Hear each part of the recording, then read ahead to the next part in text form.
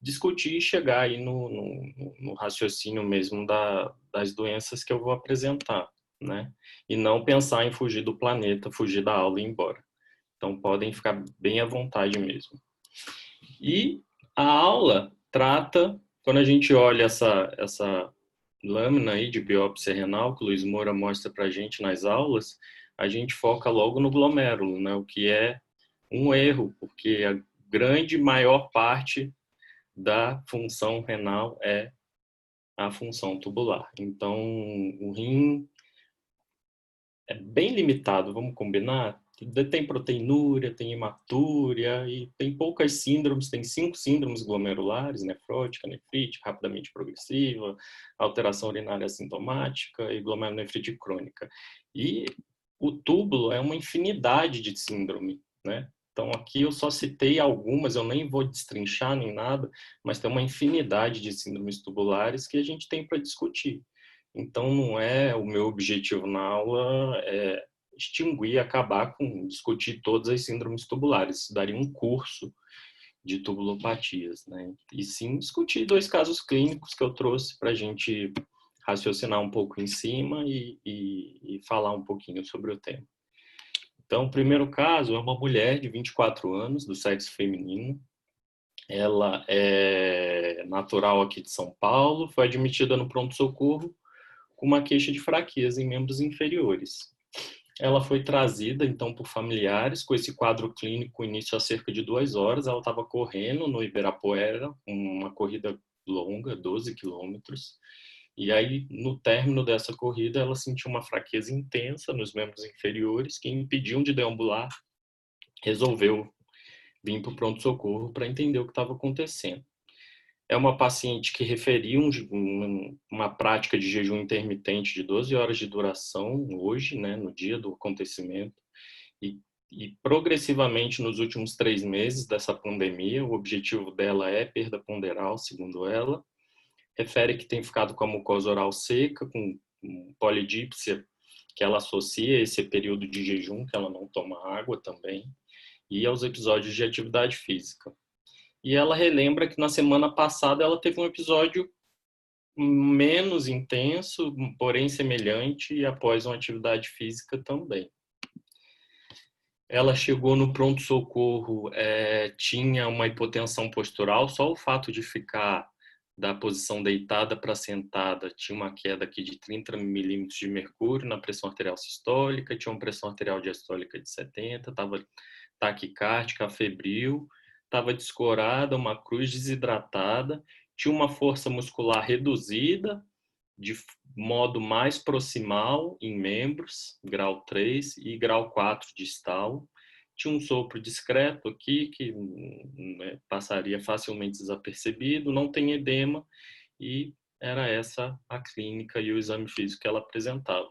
Foram colhidos alguns exames, que o que chama atenção aqui, uma discreta anemia, um HB de 10,2, normocítica, tem uma disfunção renal, uma creatinina de 1,15, uma taxa de filtração glomerular estimada de 62, e o que chamava muito atenção nessa avaliação inicial era uma hipocalemia grave, 2,2, e junto dessa hipocalemia, numa gasometria arterial que foi colhida na admissão, a gente conseguia ver aqui uma acidose metabólica, né? Tem um pH de 7,29, um BIC de 16. E aí essa paciente foi internada para investigação adicional, né? Então a gente tem uma urina 1 dela que tem 2 cruzes de proteína, tem uma leucocitura de 35 leucócitos por campo, não tem hematúria, tem uma densidade de 1010, o que incomoda um pouco, porque é uma densidade que a gente considera como isostenúria, né, uma osmolaridade urinária. Se eu pegar esses 2 últimos números aqui, 10, e multiplicar por 30, eu chego aí próximo de uma osmolaridade urinária de 300, que é bem próxima da plasmática, uma isostenúria, uma paciente desidratada, estava com hipotensão postural, taquicárdica, eu esperaria uma urina mais concentrada, e não tão diluída assim, né? E até esse padrão de ureia, creatinina meio desproporcional que sugere isso, e aí foi visto na investigação adicional uma proteinúria de 1,4 gramas. Deitou na enfermaria da nefro, o que ganhou? uma furada no rim. E aí aqui eu trouxe uma biópsia renal, só para complicar um pouquinho. Algum residente quer dar um pitaco aí? O que está acontecendo? Antes que eu escolha aqui na lista.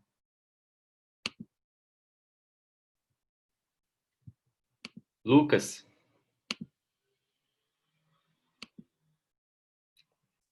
Eu vou chamando assim. Tem que escolher um dos Lucas, Igor, porque tem alguns, eles vão ficar um fingindo que é o outro, né? Qual que é o tal? Tem um som online? Ah, tem um som online, então é ele mesmo. Ana?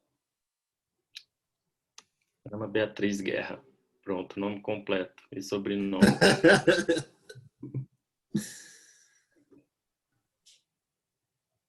Ninguém quer falar? Bia? Bia Oi. sempre fala. Ela já se preparou, que eu sei. Fala aí, Bia. Eu pedi spoiler ontem pro professor, ele não deu. Mas eu acho que no glomérulo... Eu não achei nada de muito alterado nesse glomérulo. Mas o que chama atenção é...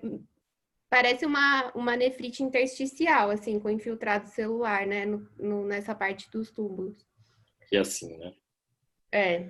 Ótimo. O glomérulo, gente, é só uma pegadinha mesmo. Eu entendo que o paciente tinha 1,4 gramas de proteinúria, tinha indicação de biópsia renal, mas é uma MO normal e uma microscopia eletrônica só com a setinha aqui dos processos podocitários e tá normal. Uhum. O que a gente vê é uma nefrite tubulointersticial mesmo, infiltrado linfomononuclear nessa região aqui. Você consegue correlacionar isso com o caso clínico que ela apresenta? Na verdade, eu acho que até ajudou essa, né? Foi por aí que eu pensei um pouco no caso, né? De nefrite tubulointersticial. Tá. E aí, não sei, já pode falar hipótese? Pode. Eu pensei num Sjögren. Tá. Por quê? Porque eu pensei causando uma TR tipo 1. Tá. Não, uma TR distal, né? Uma Tá. TR tipo 1. Que aí correlacionaria com esse achado da biópsia. É lógico que o tema da aula deu uma ajudada, né? A direcionar, Tá bom. mas foi o que eu pensei. E como que se provaria que aquela acidose metabólica aqui que ela tem é uma...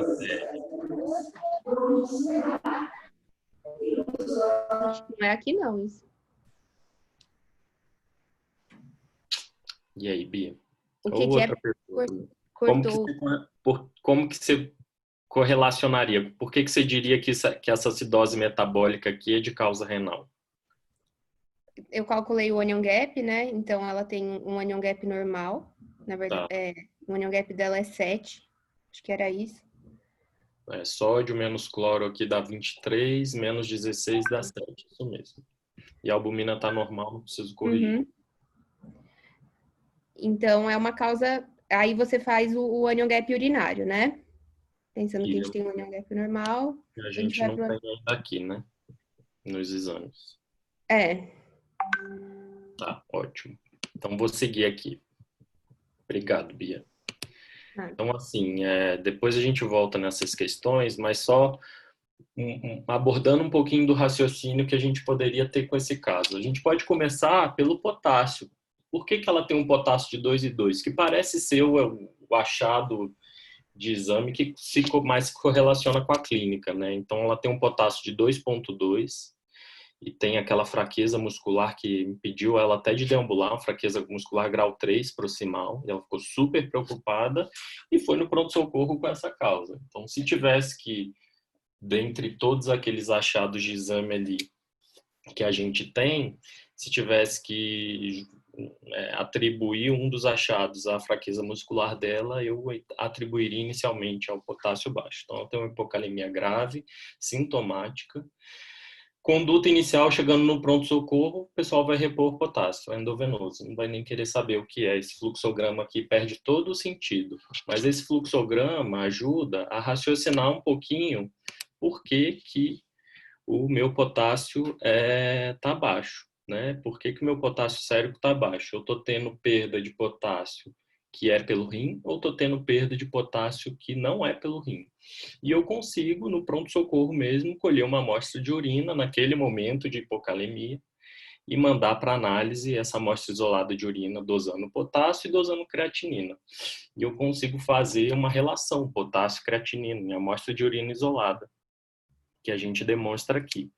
Então, de acordo com essa amostra isolada de urina, eu consigo definir se eu estou perdendo potássio pelo rim, que a gente vai partir para esse fluxograma daqui, ou se eu estou perdendo potássio por outro caminho, eu tenho uma perda extrarrenal. Quando a perda é extrarrenal, muitas vezes fica mais evidente pela história clínica, né? O paciente tem uma história de perda gastrointestinal, a anamnese, muito mais do que o exame em si vai te dar esse diagnóstico.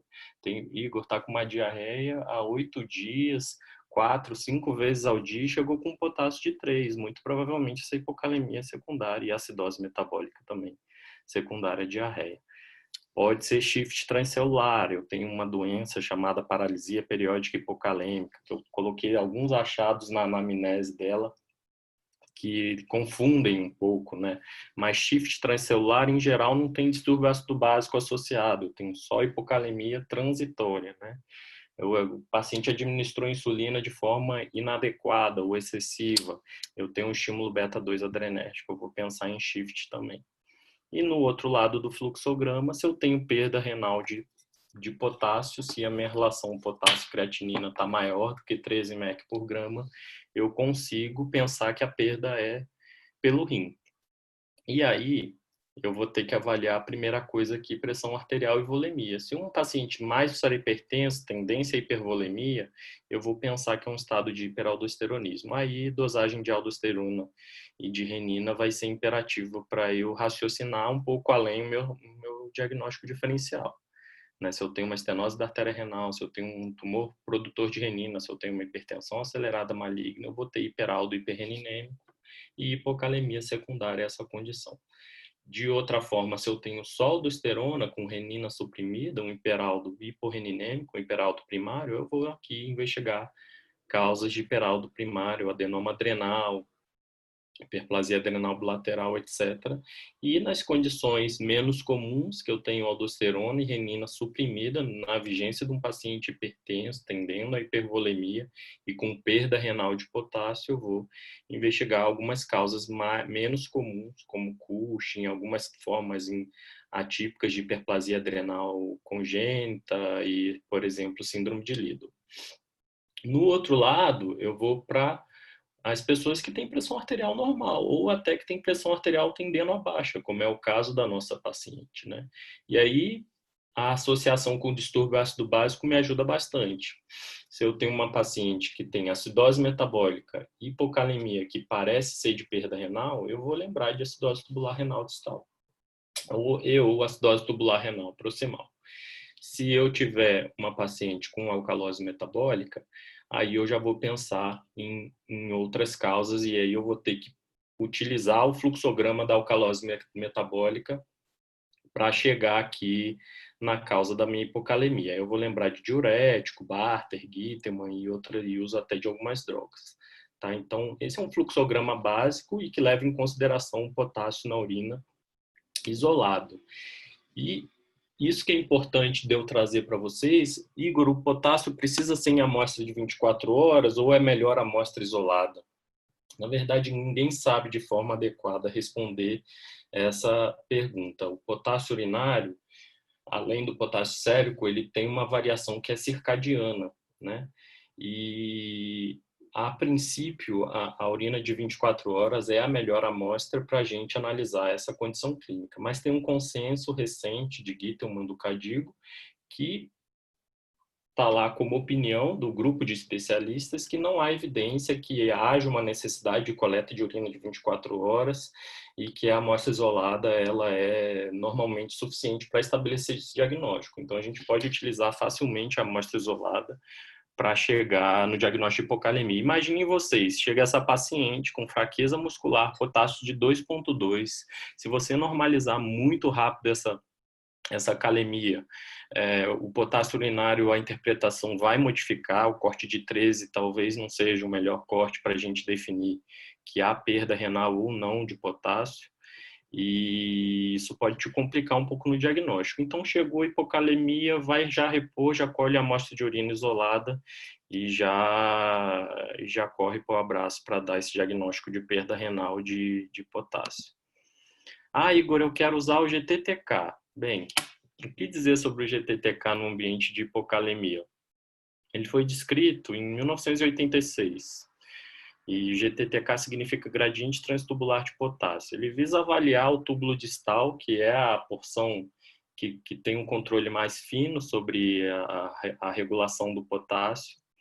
E ele visa corrigir o principal problema da urina amostra isolada, que é quando a urina está muito diluída. Vocês imaginam, uma urina concentrada vai ter uma concentração, entre aspas, de potássio potencialmente maior do que uma urina muito diluída, se o paciente está poliúrico ou ingeriu muita água, enfim. Entretanto, esse mesmo autor que publicou essa ferramenta diagnóstica, né, que é o gradiente transtubular de potássio, publicou depois, lá em 2011, muitos anos depois, uma outra hipótese, né,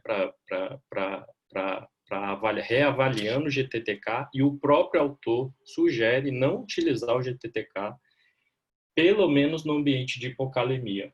Então, calcular gradiente transtubular de potássio para avaliar distúrbio, para avaliar paciente com hipocalemia, esquece. É potássio urinário, ideal potássio sobre creatinina, você pode avaliar potássio urinário de 24 horas também. Uma outra forma de raciocinar esse caso é através da acidose metabólica. Ela tem uma acidose metabólica hiperclorêmica.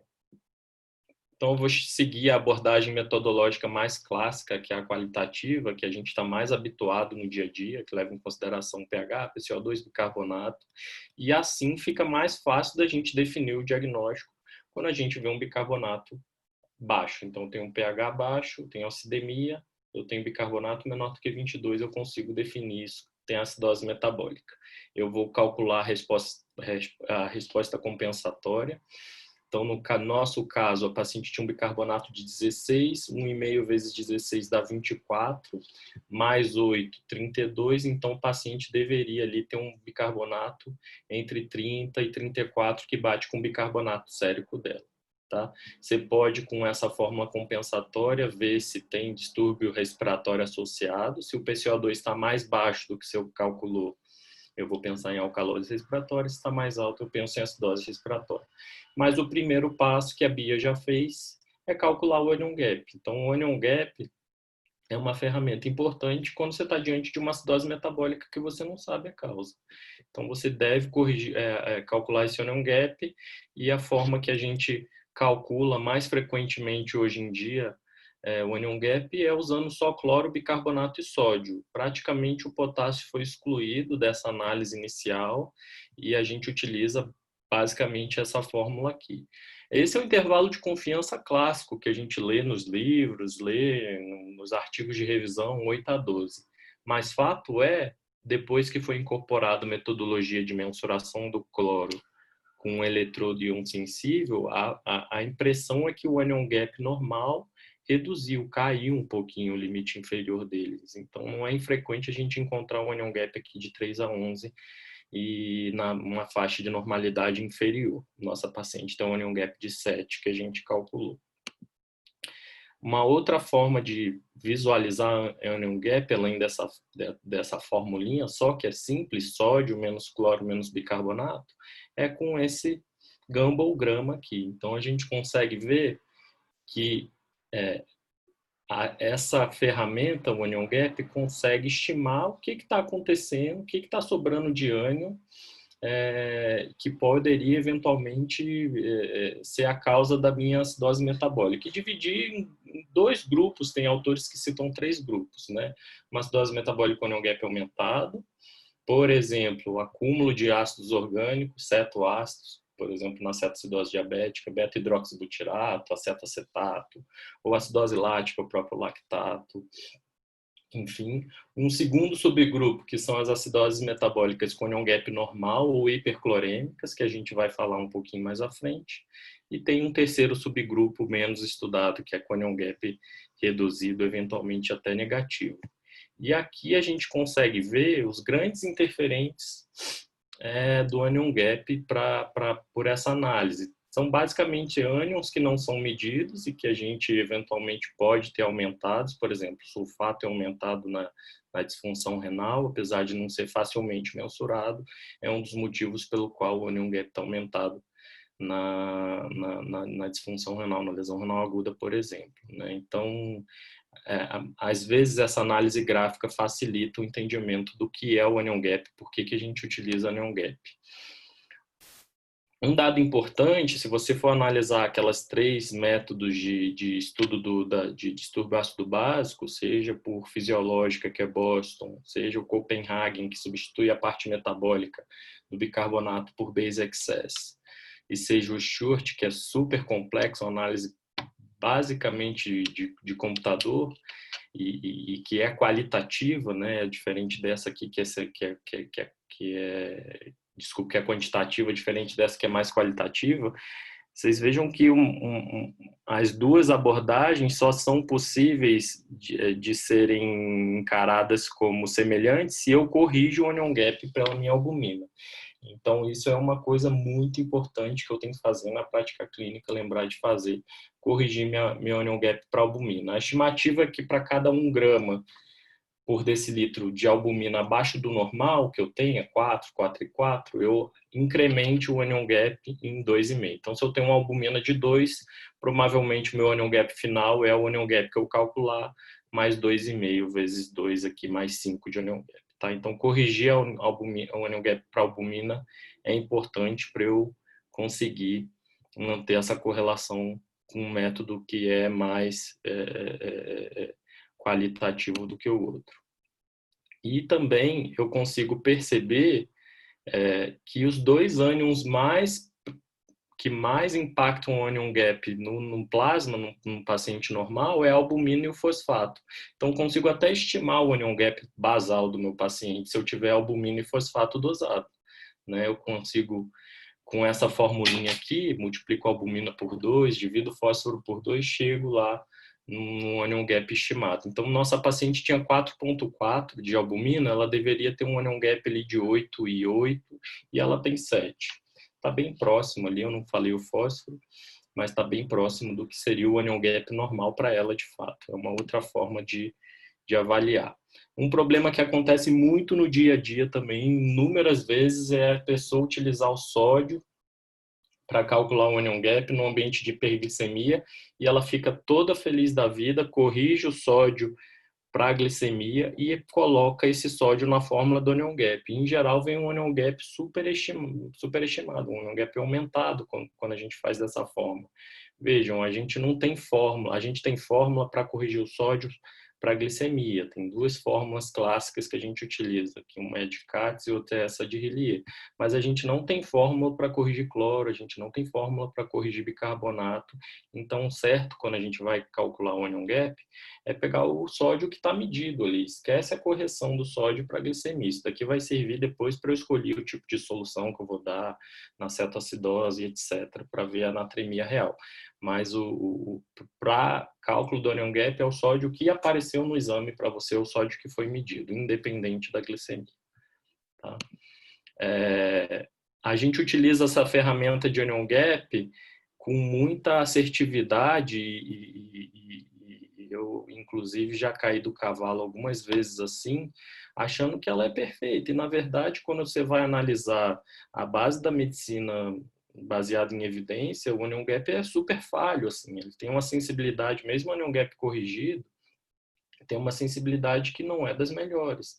Vejam o caso da acidose lática. A acidose lática é uma das acidoses mais estudadas, porque ela é fácil de mensurar, né? Você pensar nas acidoses de ácido orgânico, lactato, cetoacidose, enfim, é uma das que a gente consegue medir facilmente no dia a dia. E a sensibilidade nos estudos, comparada ao padrão ouro, que é dosar o lactato, é ruim, você vai perder ali 1/4 dos casos. Então, a gente não pode ter... a história clínica e tudo mais tem que entrar muito no raciocínio, não dá para só usar o onion gap isoladamente e achar que está tudo bem. excluir aqui é um anion gap aumentado e segue o jogo, tá bom? Então, tomem cuidado com isso. Mas vindo aí um pouquinho mais para o tema da aula, falando de acidose hiperclorêmica, como é que o rim vai se defender contra a acidemia? Gente, ele se defende excretando ácido e reabsorvendo bicarbonato. E tem 3 formas principais dele fazer isso. Uma é reabsorvendo bicarbonato lá no túbulo proximal, e esse bicarbonato ajuda a tamponar a carga ácida que é excretada. O outro é com tampão fosfato, que é também chamado de acidez titulável. E uma forma que a gente consegue muito controlar a acidemia, lutar contra a acidemia, é através da amônia, do íon amônio, tá? Então, como é que o rim faz isso? Eu vou mostrar já já para vocês. E por que essa amônia é tão importante? Porque é a partir daí que a gente continua o nosso fluxograma diagnóstico que a Bia falou. Tem uma acidose hiperclorêmica, eu preciso calcular um anion gap urinário. E o que é o anion gap urinário? É a ferramenta que vai me dizer se a causa da minha acidose metabólica hiperclorêmica é de etiologia renal ou não renal. Então, eu tenho um anion gap urinário positivo, grosseiramente falando, eu penso em acidose tubular renal. Eu tenho um anion gap urinário negativo, eu vou pensar em acidose tubular não renal. Para cálculo do anion gap urinário, eu utilizo sódio, potássio, cloro, é um pouco diferente do anion gap sérico. E por que eu faço isso? Então, como que eu utilizo a amônia para livrar o meu organismo de acidose metabólica? Como que o meu rim trabalha no contexto de acidose metabólica para eliminar aquele H+, na urina e me livrar daquela acidemia? Ele utiliza muito a glutamina. A glutamina é um aminoácido, ela é absorvida tanto pelo lúmen quanto pelo capilar peritubular aqui na célula tubular proximal. Ela passa um processo aqui na mitocôndria de degradação, tem uma glutaminase, depois tem uma glutamato desidrogenase, leva à formação de alfa-cetoglutarato, e com o metabolismo da glutamina eu consigo formar 2 moléculas de amônia e consigo até regenerar 3 moléculas de bicarbonato. Então uma forma bastante importante de eu regenerar bicarbonato e formar essa amônia aqui, esse NH3. Esse NH3 pode se juntar com H+ aqui mesmo no túbulo proximal e já seguir o fluido tubular, ou ser diretamente secretado. No fluido tubular ele vai chegar lá na alça de Henle e vai ser absorvido, sofre aquele mesmo mecanismo de contracorrente multiplicador, e ele tem uma ação fundamental no túbulo distal, lá na célula intercalada tipo A, na co-secreção de H+, e para ele ser excretado. Então, esse NH3 se liga com esse H+, para tornar a urina eletroneutra, porque eu não posso excretar um fluido que não é eletroneutro, acaba juntando cloro. Então, eu excreto muito cloreto de amônio, e é uma forma que o rim tem de amplificar a resposta dele na acidose metabólica. Essa glutamina vai gerar muito NH3 e eu consigo, lá no túbulo distal, eliminar esse NH3 com H+, que é o meu objetivo final, e junto disso um cloreto. Então, vocês vejam que eu preciso de integridade da célula tubular proximal, eu preciso de integridade da alça de Henle, eu preciso de integridade aqui do túbulo distal para eu ter mecanismo de acidificação preservado, né? E aí a resposta normal do organismo na vigência de uma acidose metabólica é secretar NH4 com cloreto. Por isso que a soma aqui do sódio, potássio e cloreto, ela é negativa nas causas que o rim está funcionando bem, porque ele consegue excretar de forma adequada NH4+ com cloro, tá? Então, isso é a explicação do porquê que a gente utiliza o anion gap urinário para ver uma molécula que é difícil de mensurar clinicamente e em comparação a outras 3 que são mais simples de serem mensuradas.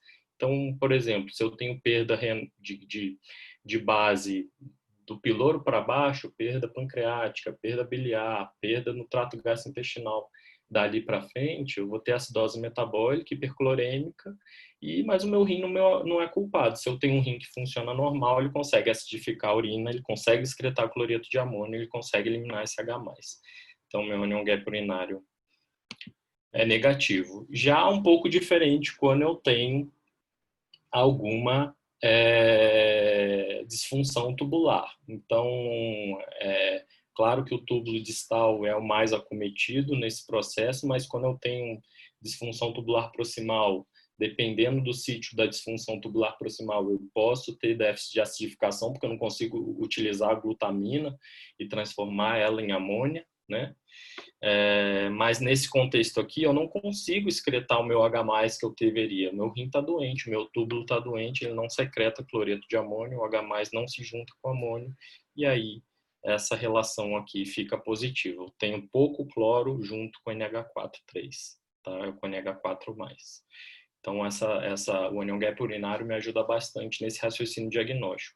Tem um problema com esse anion gap urinário, que é quando eu tenho excreção de outros ânions na urina. Então, por exemplo, eu posso ter uma acidose metabólica com anion gap aumentado e hiperclorêmica, quando eu faço o cálculo lá do delta-delta, por exemplo, e eu produzo muito acetoacetato, beta-hidroxibutirato na cetoacidose metabólica. O rim vai tentar eliminar esse ânion não mensurado também. Ele tenta excretar beta-hidroxibutirato, ele tenta excretar acetoacetato. O problema é que essas moléculas, só para utilizar como exemplo, elas têm carga negativa. Então, elas, para manter a eletroneutralidade da urina, elas levam junto uma molécula de sódio ou uma molécula de potássio. Então, meu sódio urinário, meu potássio urinário, nessas condições, pode aumentar muito proporcionalmente ao cloro. E aí eu posso ter um falso positivo de anion gap urinário nessa condição clínica. Para tentar reduzir esse risco, alguns autores propuseram calcular essa outra ferramenta diagnóstica, que é o gap osmolar urinário. Eu meço a osmolaridade da minha urina e eu calculo a osmolaridade da urina com os principais constituintes da osmolaridade urinária, que é sódio, potássio e ureia. Glicose não entra aqui, a não ser que o paciente seja diabético, hiperglicêmico, com glicosúria. Em geral, a glicosúria não há grande relevância, a não ser que o paciente tenha um diabetes descontrolado, enfim. E aí, através desse gap osmolar, eu consigo inferir o que está sendo eliminado aqui como amônia ou não. E aí, se esse meu gap é pequenininho, eu infiro que eu não estou conseguindo excretar amônia de forma adequada, que estaria aqui. Então, eu penso em distúrbio tubular. Se esse meu gap é grandão, eu vou pensar que eu estou conseguindo sim excretar amônia aqui, que a minha osmolaridade urinária calculada não está conseguindo mensurar. E aí eu vou pensar em causa extrarrenal ali para essa acidose hiperclorêmica. Então, é uma coisa que a gente não utiliza muito no dia a dia da prática clínica, até porque o acesso à osmolaridade urinária não é tão rápido quanto o acesso a um eletrólito urinário, que a gente consegue dosar e algumas horas depois ter facilmente disponível. O osmômetro não é tão amplamente disponível contra a simples dosagem de eletrólitos urinários, mas só para mostrar para vocês uma outra ferramenta que é possível de ser utilizada para diagnóstico diferencial aí das acidoses hiperclorêmicas, né? O pH urinário é importante também, e a professora Ita falou bastante disso na aula dela. Eu queria aqui só mostrar nos 3 contextos como que se porta o pH urinário. Então, se eu tenho, por exemplo, uma acidose metabólica que não é o rim o culpado, uma diarreia, por exemplo, conforme o meu bicarbonato cai, conforme eu vou desenvolvendo acidose metabólica, né, 15 aqui de bicarbonato, vejam que o meu pH urinário fica super ácido. Por quê? Porque o rim está funcionando de forma adequada, ele está fazendo a parte dele, que é excretar cloreto de amônia, secretar lá no distal NH3 com H+ e com cloreto. Enquanto que nos distúrbios tubulares, em especial no distúrbio tubular distal, na acidose tubular distal, ele não consegue de forma nenhuma acidificar. O mecanismo de acidificação lá no distal, de excreção de cloreto de amônio, está atrapalhado. Então, a urina fica inapropriadamente ácida. Isso é inapropriado. Eu estou com uma acidemia sistêmica e eu não consigo eliminar aqui na minha urina H+, para melhorar essa minha acidemia sistêmica, um pH urinário que está sempre alto. Enquanto que na TR proximal, se eu tiver queda do bicarbonato, como o problema aqui no proximal é mais reabsorção de bicarbonato do que propriamente formação de NH3, apesar dessa poder estar assim comprometida, eu consigo preservar esse mecanismo lá no túbulo distal, que é preponderante, de acidificação urinária. Então, consigo ter um pH ácido aqui, mesmo diante de um bicarbonato baixo, porque o problema é bicarbonatura e não é acidificação de um modo geral, tá bom? Então, o pH urinário é importante também.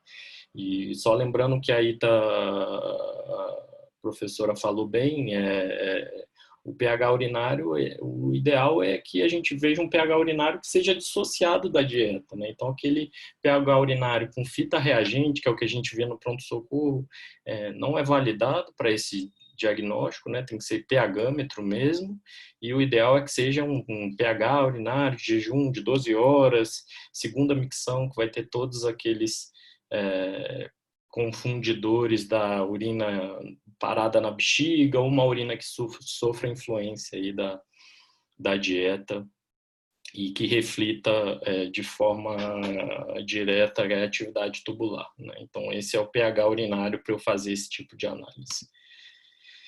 Igor, pode ser que vocês peguem um paciente que não tem acidose metabólica franca, igual essa paciente tem. O paciente tem um bicarbonato normal, um bicarbonato ali no limite inferior, 22, 21, 22, 23. Então, um paciente que não tem acidose metabólica e mesmo assim a gente pode ter disfunção renal, disfunção tubular associada. Então, tem alguns pacientes, por exemplo, osteoporose de causa inexplicada, hipercalciúria de causa inexplicada, paciente que tem nefrolitíase de fosfato de cálcio, que é classicamente associada à urina alcalina, e que você pode suspeitar de uma condição que é uma acidose tubular renal distal forma incompleta.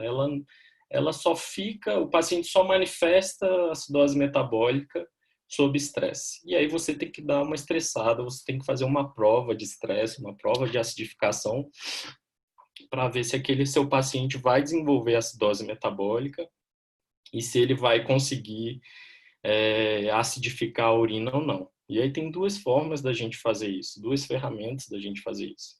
Tem essa prova de acidificação que a gente utiliza furosemida e fludrocortisona. A gente dá 40 mg de furosemida, 0,1 mg de fludrocortisona pelo protocolo, né?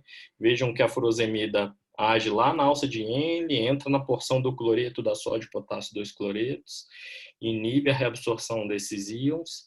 A gente tem mais sódio, potássio e cloro aqui na urina. Esse sódio, quando chega lá no distal, vai potencializar a ação lá na célula principal, que é mediada por mineralocorticoide, e a fludrocortisona vem para ajudar nesse processo, porque a gente consegue absorver sódio, eliminar potássio e potencializar a excreção de H+, ali na célula intercalada, tipo alfa. Então, a furosemida e a fludrocortisona potencializam o potencial acidificante lá do túbulo distal, né? E o correto nessa prova, se o seu túbulo está funcionando normal, e aí você vai dosando gasometria e pH urinário de hora em hora, até 6 horas, de 8 horas, dependendo do protocolo, é que no final dessas 6, 8 horas o seu pH urinário esteja ácido, você consiga acidificar a sua urina. pH urinário ácido nessa prova é um pH urinário menor do que 5,5, 5,3, dependendo da literatura. Se o seu organismo não faz isso e o paciente desenvolve acidose metabólica, você pode inferir que ele tem um déficit lá de acidificação, que ele tem uma prova de acidificação positiva, ele não acidificou a urina, o meu pH urinário ficou acima de 5,3. Dá para pensar que ele possa ter uma acidose tubular renal distal, forma incompleta. E isso pode ser feito também com cloreto de amônio. Gente, é uma substância super pouco palatável. Os casos que a gente vê no ambulatório, a grande maioria não tolera o teste, não tolera tomar a amostra toda, fica vomitando, que é um confundidor, imagina. Vomitar, eu perco H+, eu tenho tendência até à alcalemia. E o objetivo é semelhante, o objetivo é ver se aquela amostra de cloreto de amônio está sendo eliminada lá no túbulo distal, se o paciente desenvolve acidose metabólica, mas consegue eliminar, consegue acidificar a urina a um pH menor que 5,3, desculpe. Quando ele não consegue, aí você infere que tem um déficit de acidificação, que eu tenho uma TR distal forma incompleta também com esse teste. Então, uma ferramenta que é utilizada nesses casos de ATR incompleta, distal incompleta, né? Você não vai fazer prova de acidificação, furosemida, fluorocortisone, nem cloreto de amônio para quem tem acidose metabólica manifesta. Aí você vai seguir o fluxograma do anion gap urinário e pH urinário para fechar o diagnóstico. Você não precisa desse teste aqui. Tá bom?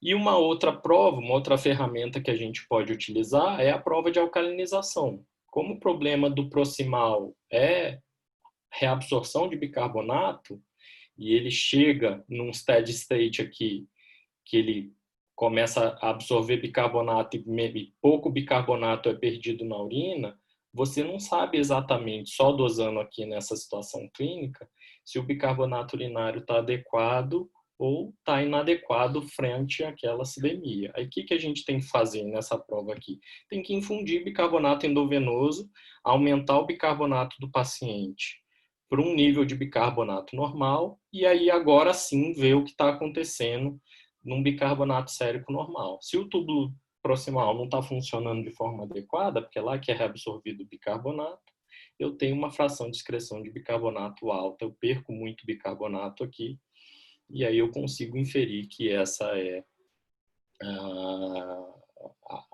a causa da minha acidose metabólica hiperclorêmica ali, né? Se eu não aumentei aqui menos do que 5% a minha fração de excreção de bicarbonato, ou seja, o problema não está sendo em perder bicarbonato aqui, o problema está sendo numa outra região que não está, na verdade, acidificando a urina. Aí eu vou pensar que não tem ATR proximal, que é a ATR tipo 2, tá bom? Então, isso é uma outra prova que dá para fazer para fechar o diagnóstico de ATR proximal, que a gente dificilmente faz na prática clínica.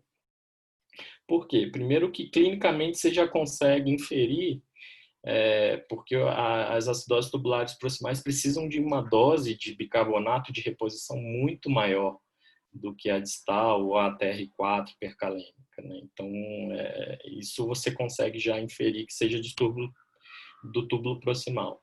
E outra forma que a gente consegue inferir é vendo se tem outras perdas de substâncias que são normalmente absorvidas no túbulo proximal. Então, eu tenho glicosúria, eu tenho perda de ácido úrico, hipouricemia com perda urinária, perda renal de ácido úrico, eu tenho fosfatúria. Eu consigo inferir que aquela acidose hiperclorêmica deva ser de etiologia proximal quando eu tenho esses achados associados e aí que compõem a síndrome de Fanconi, né? Então, não é só não é realmente uma ferramenta diagnóstica que é utilizada de forma rotineira, né? E aqui só para um resumão aí das dois principais tipos de acidose metabólica hiperclorêmica que a gente poderia ficar em dúvida no caso, né? Por que não é uma proximal? Por que é uma distal? Eu não dei no início para vocês todos os dados que eu vou dar mais à frente, mas a gente realmente precisa do pH urinário para definir isso, e a gente precisa avaliar o anion gap urinário para chegar nesse diagnóstico. Uma outra forma de eu raciocinar a acidose tubular renal distal é dosando citrato urinário, na urina de 24 horas. A gente sabe que no contexto de acidemia sistêmica, a gente cursa com hipocitratura, o citrato é muito reabsorvido no proximal, coisa que não acontece na TR proximal, porque esse túbulo está disfuncionante. Então, a presença de hipocitratura sugere também a TR distal e é um dos motivos pelos quais os pacientes têm nefrolitise e nefrocalcinose nessa população, coisa que não está presente nas outras acidoses tubulares. Então, são pequenos dados que você vai juntando da história clínica e achados associados para pensar no diagnóstico de acidose tubular renal. Se eu for continuar o caso aqui, vejam os dados da paciente, né? Eu tenho um anion gap urinário aqui que é positivo, então se eu somar sódio e potássio, menos esse cloro, eu tenho um anion gap urinário positivo, eu penso que aquela minha acidose hiperclorêmica é de etiologia renal, e o meu pH urinário de jejum de 12 horas, segundo a medição, confirma esse diagnóstico. Eu tenho um pH inapropriadamente alcalino, frente àquela acidose metabólica. Então, eu estou de frente de uma TR distal, né? Um distúrbio tubular distal que, pois, o meu rim ele não consegue acidificar, não consegue excretar cloreto de amônio de forma apropriada, da forma que deveria. A paciente, deixei bem de leve lá, a paciente tinha um relato de xerostomia, né? Uma mucosa mais ressecada, e tinha uma biópsia que tinha uma nefrite tubulointersticial. Tudo isso leva a pensar, sim, no diagnóstico de Jogren, que é uma das principais causas de acidose tubular renal distal. Dos pacientes com Jogren, até 20, 25% pode ter acidose tubular renal distal, seja a forma completa, seja a forma incompleta. E aí aqui tem alguns exames que facilitam um pensamento nesse sentido, né?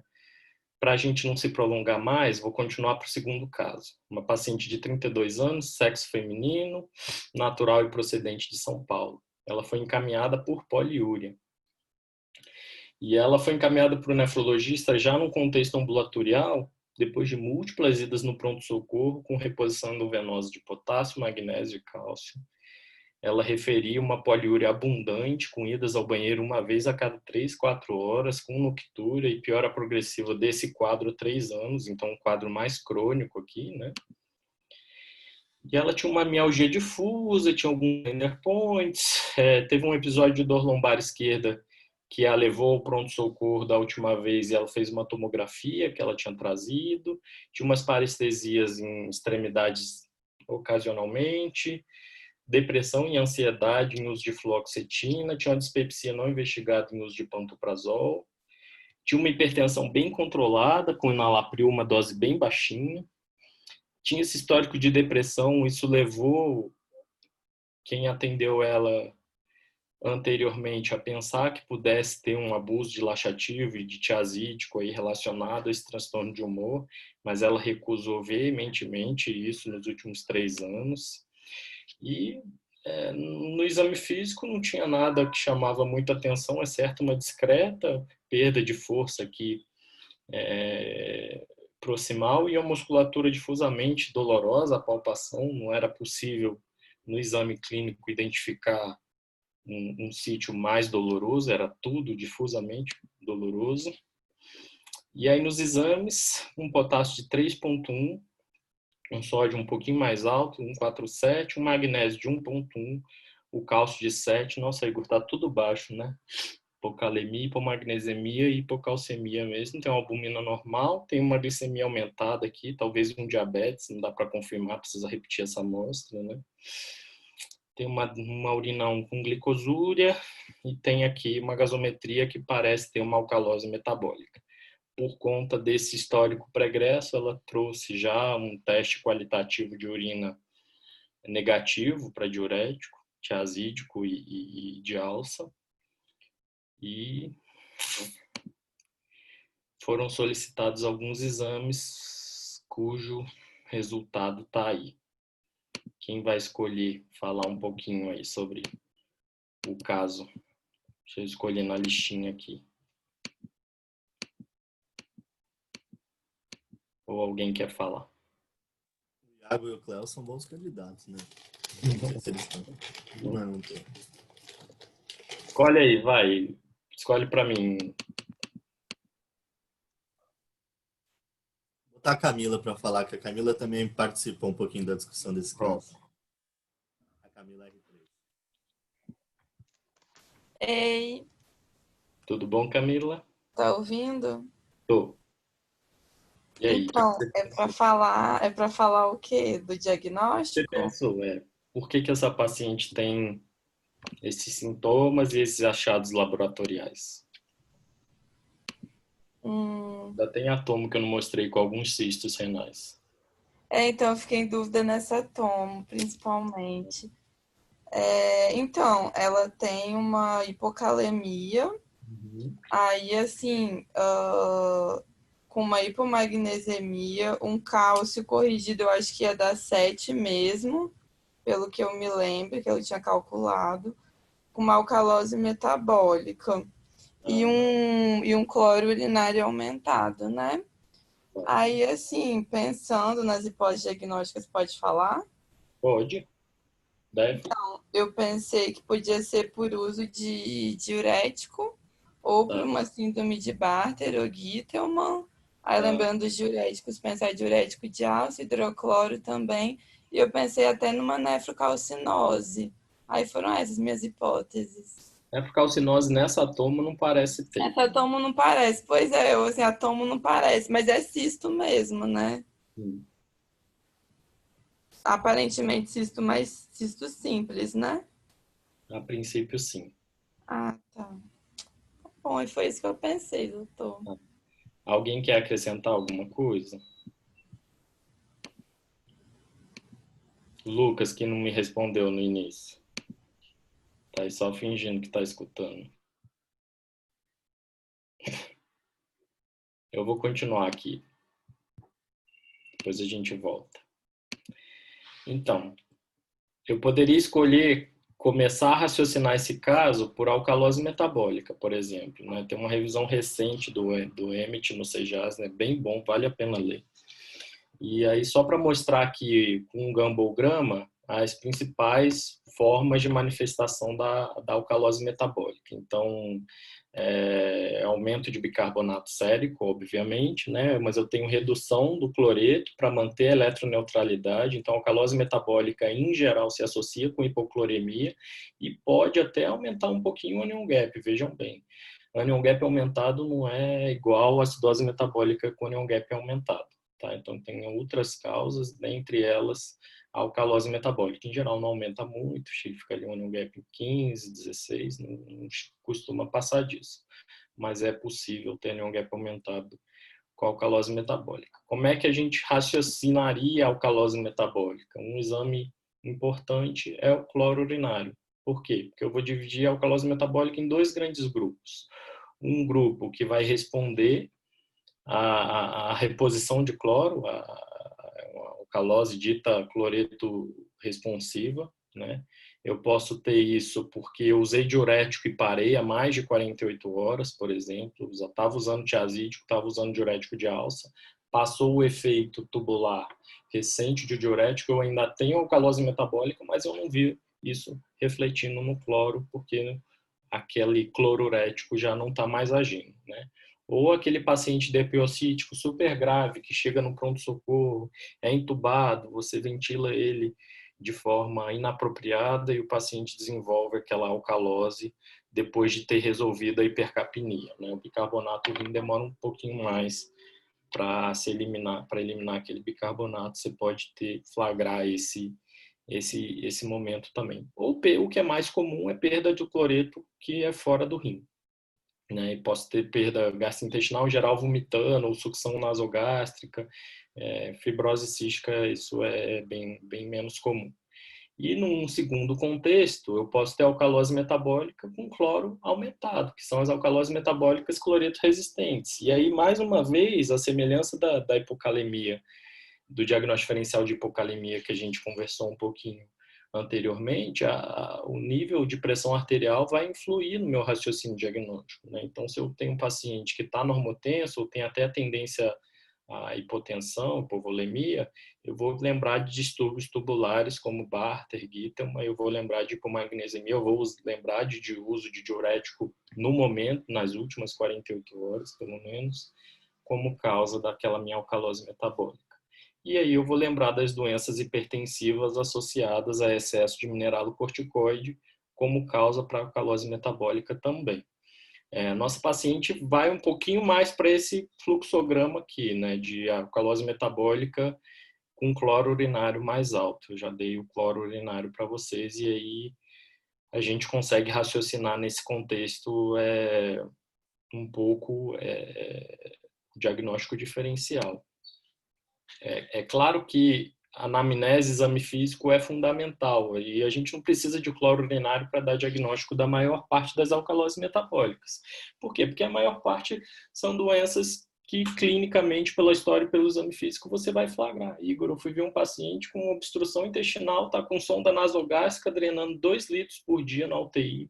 Gente, aquela alcalose metabólica, até prova em contrário, é de perda gastrointestinal. Você vai fazer o quê? Resolver o problema de base. Você pode até utilizar inibidor de bomba de prótons para ele parar de perder tanto H+ ali naquela sonda, e eventualmente você vai tratar aquela condição clínica repondo uma solução de cloreto de sódio endovenoso e pronto, acabou. Então, anamnese, exame físico, avaliação do estado volêmico e pressão arterial para você manejar clinicamente. Se não ficou muito claro, pela história e pelo exame físico, está difícil de entender por que o seu paciente tem alcalose metabólica, um cloro urinário vai te ajudar um pouquinho no diagnóstico diferencial, e mesmo assim você pode fazer uma infusão de cloreto, fazer um trial e ver se tem uma resposta daquela alcalose metabólica. Um pouco diferente quando você tem um paciente mais para hipertenso, tendência à hipervolemia, e que aí você começa a pensar em causas de excesso de mineralocorticoide, e aí você vai acabar dosando eventualmente aldosterona renina para pensar nesse diagnóstico diferencial. Não era muito o motivo da nossa paciente. Nossa paciente, a princípio, não estava vomitando, ficou a dúvida ali, meio estranho, se ela estava usando diurético ou não. Tinha um teste urinário que era negativo, mas isso não exclui, o uso pode ser intermitente, e um cloro urinário que era aumentado, e aí sugerindo aí que o rim fosse o culpado por aquela alcalose metabólica. E um outro eletrólito que a gente pode pegar aí para iniciar o raciocínio diagnóstico é o magnésio.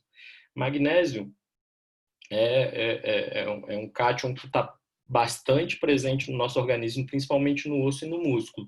No sangue mesmo, veja, é 1% do magnésio corporal. Coitado do magnésio. A gente dá diagnóstico de hipomagnesemia, ela é pouco representativa do magnésio corporal total. A gente tem a semelhança do que a gente tem com outro íon divalente, que é mais importante, mais expressivo no sangue, que é o cálcio, uma forma que é livre, ionizada, uma porção que é complexada com outros ânions e uma porção que é ligada à proteína. Se a gente lembrar, só comparando aqui com o cálcio é mais 40%, 50% ligado à proteína e só o resto é livre e complexado com outros ânions. O magnésio é um pouquinho mais livre do que o cálcio, né? E essa porção aqui, que é ionizada e que é complexada com outros ânions, a gente chama de magnésio ultrafiltrável. E aí tem uma importância de saber isso daqui, por isso que eu deixei assinalado. E eu vou mostrar mais na frente o porquê. O magnésio tem 2 porções tubulares que são super importantes na regulação do magnésio. Um que a professora Ita já falou bastante na segunda-feira, que é a alça de Henle, e a gente tem 2 proteínas paracelulares aqui que são importantes reguladores da absorção, na reabsorção do magnésio, que são as claudinas 16 e 19. Então, disfunção dessas claudinas pode levar à perda urinária de magnésio, e a gente depende de todo o aparato funcional dessa célula aqui, da alça de Henle, está funcionando de forma adequada, sódio potássio 2-cloretos, a bartina, sódio potássio ATPase, a RONC, para a gente manter a absorção paracelular de magnésio. Tá? Então, disfunção nessa célula aqui, independente de ser disfunção na claudina, pode levar a magnesiúria e hipomagnesemia de causa renal. E a gente tem uma porção no túbulo distal, e aí a gente tem um receptor transmembrana, esse TRPM6, que é responsável por reabsorção de magnésio. Esse receptor ele é estimulado por fator de crescimento epidérmico, EGF, e o receptor e o seu receptor. Igor, por que você está falando disso daqui? Porque tem um grupo de drogas antineoplásicas, e aí eu vou citar o cetuximab, que inibem esse receptor e podem levar à hipomagnesemia, uma droga que é utilizada no câncer cólon retal, que é uma das neoplasias mais comuns da gente ver na prática clínica. Então, pode ser que vocês sejam chamados para avaliar a hipomagnesemia no paciente com câncer de cólon, enfim, e uma glicemia de difícil controle, refratária, resistente à reposição, e a causa esteja aqui. Também tem modulação de calcineurina nesse túbulo distal, apesar de não estar representado, e então outro grupo de drogas, são os inibidores da calcineurina, guardam correlação com hipomagnesemia também. Então, lembrar essas duas porções aí mais importantes na regulação do magnésio no túbulo para raciocinar magnésio e a paciente. Por que eu escolhi o magnésio? Porque a gente sabe que o magnésio guarda uma correlação com o controle de potássio e de cálcio. Então, o RONC, né, que está presente ali na oxigênio, está presente lá no tubo distal, tem uma porção dele que é dependente do magnésio. É uma porção que é dentro da célula citosólica. Então, se eu tenho hipomagnesemia, tem tendência à redução do magnésio intracelular, e esse meu portão vai ficar aberto aqui, eu vou ter perda renal de potássio. Então, clássico que hipomagnesemia está associada à perda renal de potássio, aquela hipocalemia de difícil tratamento, que a gente vê algumas vezes internadas, tem que pesquisar se não há hipomagnesemia associada, muitas vezes repor magnésio para controlar o nível sérico do potássio também. E além disso, o magnésio, ele diminui a secreção de PTH, além de diminuir a secreção de PTH, ele atua aumentando a resistência à ação no receptor do PTH. Então, hipomagnesemia, principalmente hipomagnesemia mais grave, pode se correlacionar sim com hipocalcemia. Vocês lembram no caso que a paciente tinha umas queixas meio estranhas, de umas acroparestesias, e tinha uma hipocalcemia leve ali de 7, provavelmente ela faz os episódios um pouco mais sintomáticos de hipocalcemia, e o mecanismo, a causa daquela hipocalcemia pode eventualmente ser o magnésio, né? Hipomagnesemia, então, per se, pode fazer manifestação neuromuscular, fraqueza, delírio, tremor, tetania, crise convulsiva, manifestações cardiovasculares, principalmente relacionadas com o alargamento do intervalo QT.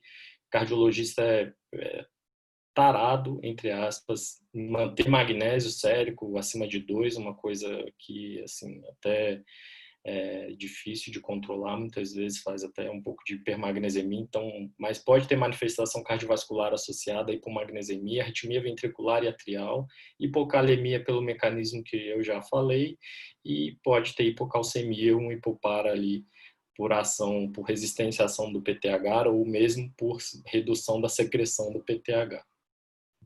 Então, hipomagnesemia guarda correlação com potássio, guarda correlação com cálcio. Será que aquela hipocalcemia, será que aquela hipocalemia da minha paciente era secundária à hipomagnesemia? Ela tinha um magnésio de 1,1, né? Ixi, ficou ruim esse daqui, mas só para falar um pouquinho de causas de hipomagnesemia, eu posso ter causa gastrointestinal, desnutrição prolongada, incomumente a gente vê isso, mas o uso de uma medicação que vai atrapalhar aquele mesmo receptor que a gente tem lá no túbulo distal, que é o TRPM6, absorver magnésio, né? Então, o uso do inibidor de bomba de prótons, principalmente o uso inadvertido, prolongado e desmotivado, pode ter associação com hipomagnesemia. A gente muitas vezes ambulatorialmente tem que retirar ou tentar retirar aquele inibidor de bomba de prótons. E eu posso ter disfunções renais, seja tubulopatia adquirida ou seja hereditária, no metabolismo do magnésio, que vai levar à hipomagnesemia. Tem outras causas mais comuns, como redistribuição de pancreatite, síndrome de realimentação, mas lembrar de rim e gastrointestinal como causas principais aí para aquele meu magnésio estar baixo. Como é que eu dou diagnóstico que o meu magnésio está baixo? Eu uso essa ferramenta diagnóstica, que é a fração de excreção de magnésio. E aí é aqui que eu vou precisar daquele conhecimento do que é o magnésio ultrafiltrável, né? Então, aquele magnésio que está livre, ionizado e que está complexado com ânions, que é facilmente dissociável, é esse magnésio plasmático que eu vou considerar, por isso que eu multiplico por 0,7 aqui na fórmula, para calcular minha fração de excreção de magnésio. E é a partir desse cálculo dessa fração de excreção de magnésio é que eu consigo chegar à hipótese de que a causa daquela hipomagnesemia é renal, que eu estou tendo perda renal de magnésio, né? Então, o corte é um pouco dúbio na literatura, mas, em geral, na vigência de hipomagnesemia, quando eu tenho uma fração de excreção de magnésio acima de 2, 4%, os autores sugerem que haja perda renal de magnésio. E aí eu vou lembrar de causas adquiridas, que são de longe as mais comuns. Está usando diurético, que perde magnésio, alça, diurético tiazídico principalmente. Mas tem aquela droga que eu citei, aminoglicosídeo, que é super comum a gente ver isso internado. O paciente começa a evoluir com hipocalemia e hipomagnesemia antes mesmo de ter piora da creatinina, né, de ter a lesão renal aguda propriamente dita, e o uso de inibidor de calcineurina também.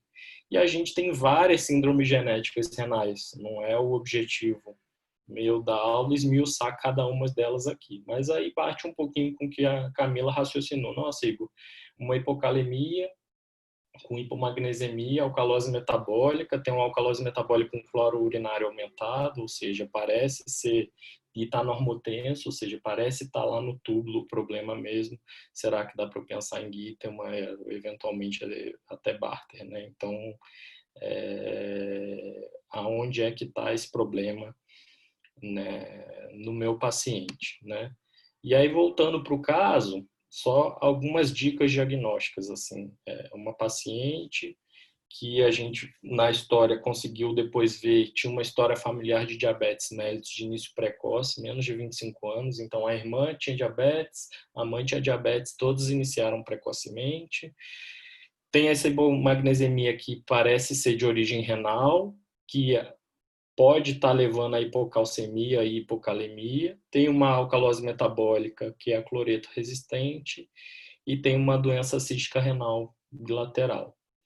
Essa, alguém tem alguma hipótese, o objetivo da aula não é chegar ao diagnóstico final, mas só levantar a bola e deixar vocês com a pulga atrás da orelha mesmo, não dar o diagnóstico final, para vocês pensarem, raciocinarem, enfim, estimular um pouquinho o uso das ferramentas e que a gente conversou no raciocínio aí desses 2 casos clínicos, tá bom?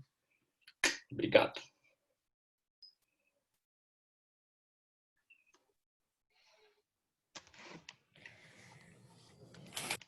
Obrigado, Igor. Obrigada a você, Igor. Não sei nem o que dizer.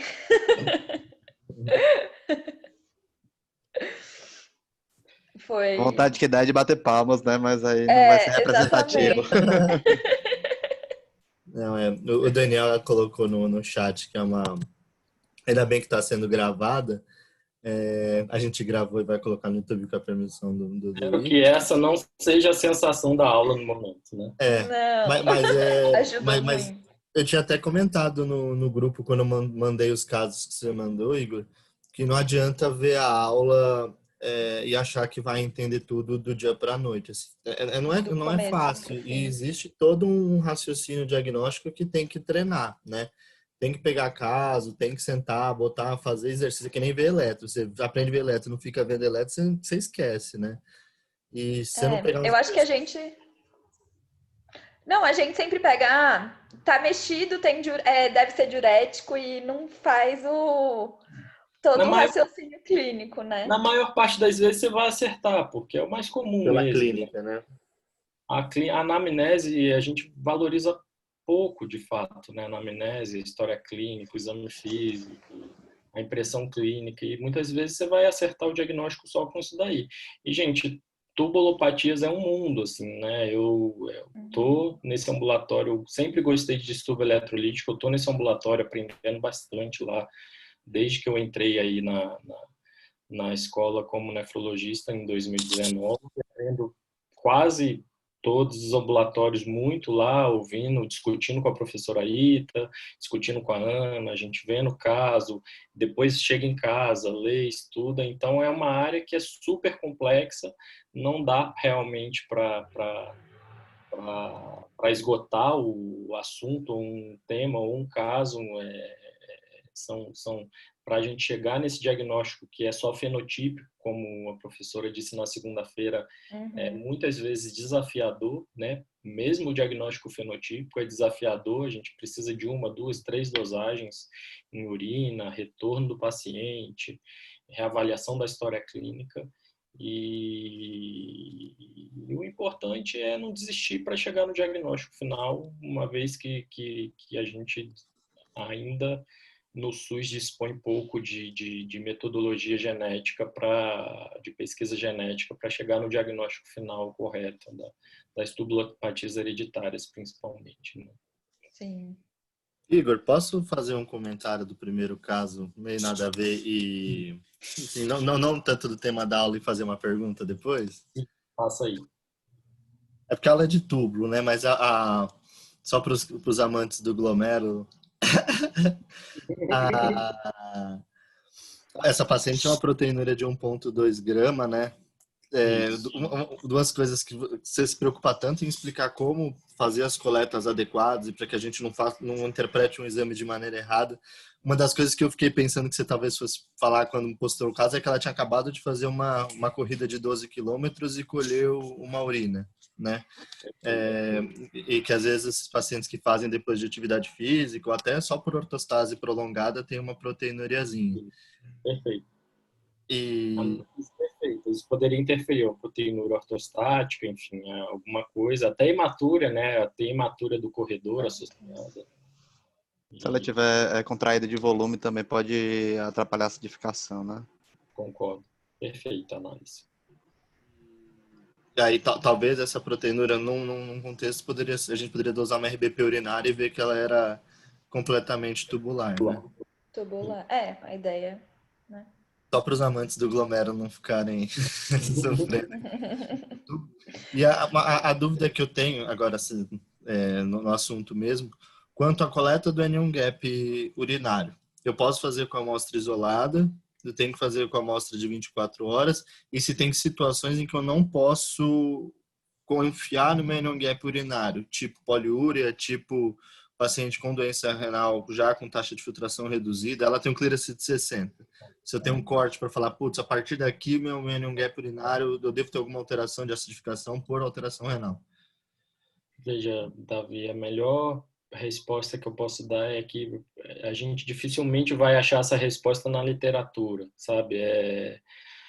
De um modo geral, uma hipocalemia grave dessa, 2,2, você não vai aguardar 24 horas coletando urina, o paciente está sintomática, risco de evento cardiovascular, inclusive, né, com essa hipocalemia, arritmia, enfim. Então, muitas vezes na prática clínica fica impraticável colher urina de 24 horas, até porque está no contexto de pronto-socorro, você não tem um local adequado da coleta. Então, uma amostra isolada ajuda bastante. A gente sabe que para potássio urinário, e aí tem essa recomendação do CADIV, parece não ter muita diferença de variabilidade entre a potássio urinário e a amostra isolada quando você corrige o potássio para creatinina, quando comparado o potássio de urina de 24 horas. Parece.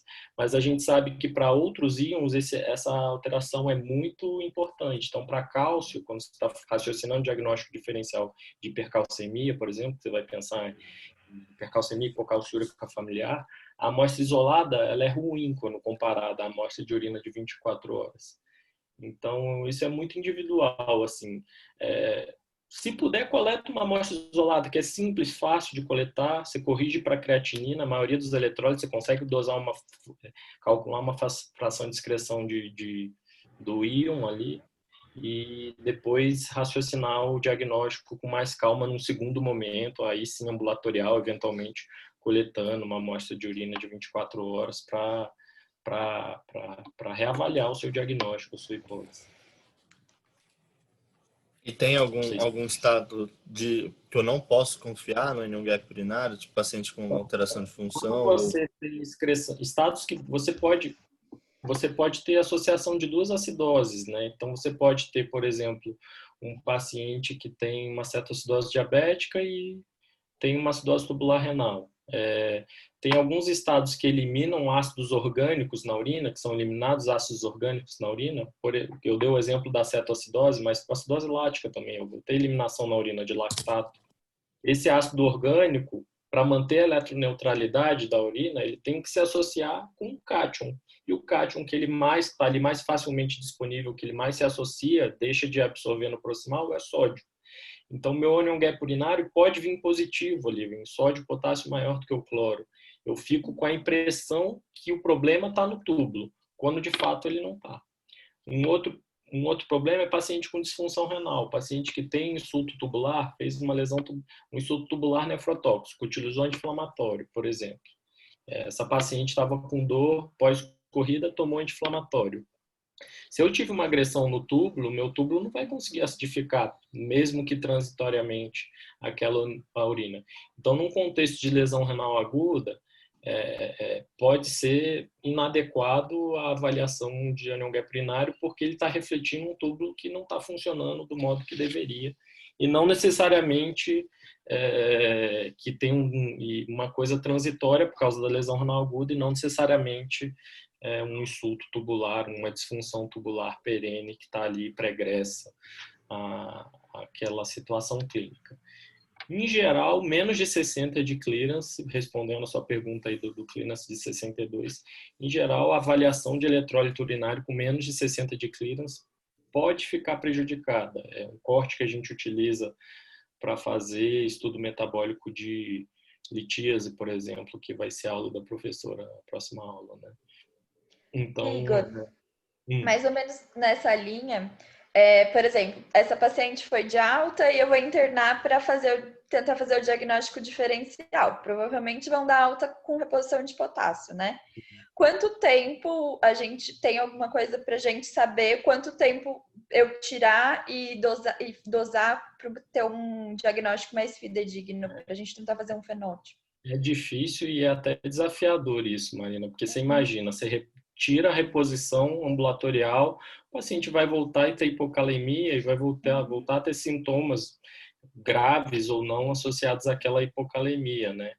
Então, em geral, a gente tira 48, 72 horas quando a gente quer flagrar um diagnóstico assim, e mesmo assim fica bastante em cima do doente, liga, vê se está tudo bem, pede para ele entrar em contato, se teve algum sintoma, enfim, né? O importante para eu dar o diagnóstico aqui é eu estar hipocalêmico. Se eu estar repondo, mas o meu potássio está ali 3 e pouco, e eu tenho uma relação alta de potássio e creatinina, eu vou continuar pensando em perda renal. Porque na vigência de hipocalemia ele não deveria ter aquele potássio urinário tão alto quanto ele apresentava, por exemplo. Que dá uma angústia, né? Mas tá bom, obrigada.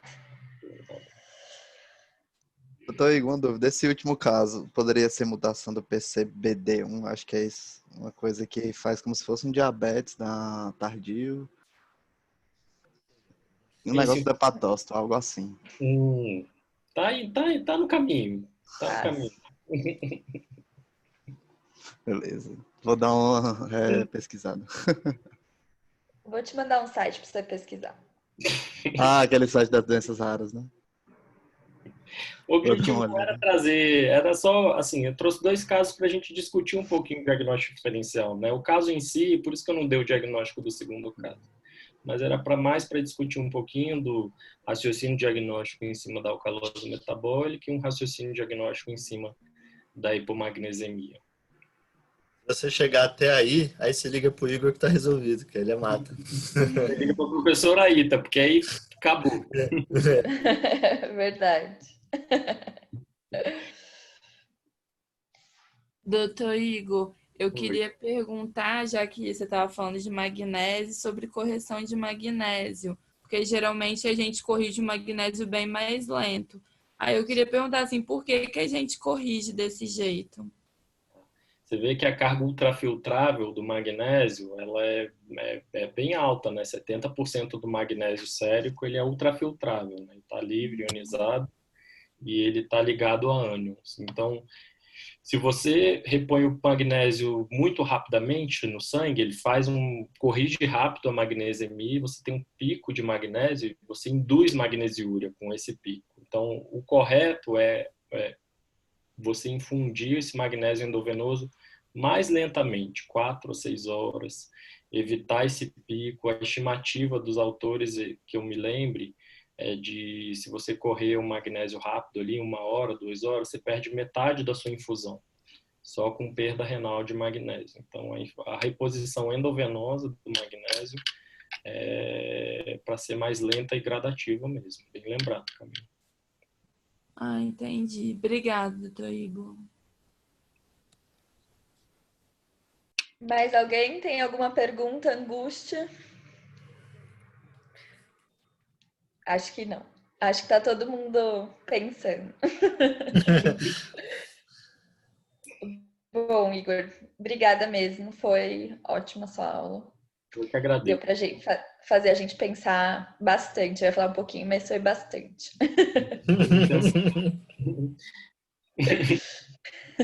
Gente, brigadão. Foi um prazer estar aí com vocês. Obrigada mesmo. Boa noite, Obrigado, gente. doutor Igor. Boa noite, gente.